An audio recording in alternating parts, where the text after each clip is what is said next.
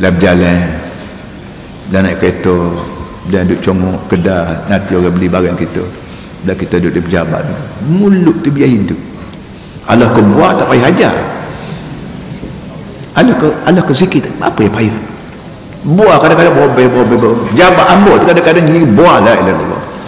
Kena wayak apa waktu bisik luar dekat nak menulis tak boleh bisik lekat perangai hok buat kedai kopi dia buat perangai tu gig jabat orang dia tak sedar ni jabat tidak kedai kopi dia perangai kita buat sampai buat Allah aku nak ajar bawa dah buat kawan nak kerja nak buat di tanah tu kata berapa lagi dia benar-benar. Jadi cuba tukar perangai daripada beri buat jadi beri zikir.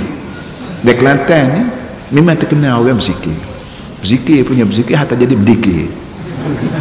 Dia berdikir asalnya zikir. Yang Kelantan memang tok lebah berzikir. Lama-lama jadi dikir. Tak apa dia pun nak berdikir tapi berdikir dalam bentuk zikir.